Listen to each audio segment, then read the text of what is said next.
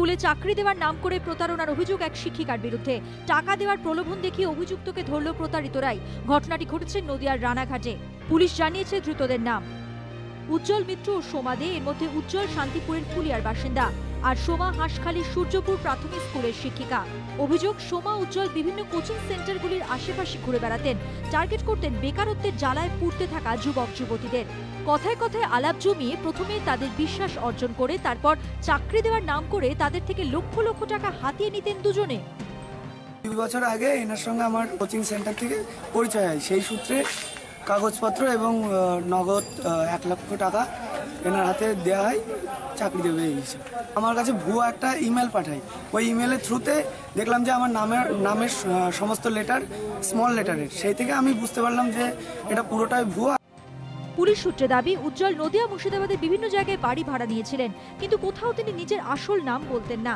এভাবে প্রতারণার জাল ছড়িয়ে তারা 15 জনের থেকে প্রায় 40 লক্ষ টাকা হাতিয়ে নেন বলে অভিযোগ। অভিযোগকারীদের দাবি, টাকা দেওয়ার দীর্ঘদিন পরও কোনো স্কুল থেকে চাকরির ডাক না মেলায় তারা জিআই অফিসে যোগাযোগ করেন।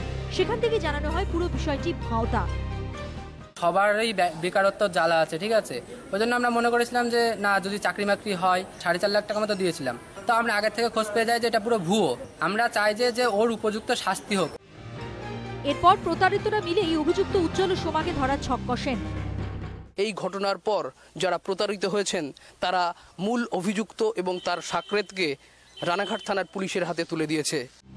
বৃহস্পতিবার আরো কিছু টাকা দেওয়ার কথা বলে তাদের কৃষ্ণনগরে ডাকেন চাকরি প্রার্থীরা। মোটা টাকার লোভে সেখানে এসে ধরা পড়ে যান দুজনে। কার্যত পাঁজা কোলা করে উজ্জ্বল ও সোমাকে গাড়িতে তুলে সোজা নিয়ে আসা হয় রানাঘাটে। তারপর তাদের তুলে দেওয়া হয় পুলিশের হাতে। প্রাইমারিতে চাকরি করে দেবে বলে আমার কাছ থেকে মোট 4,40,000 টাকা নিয়েছে।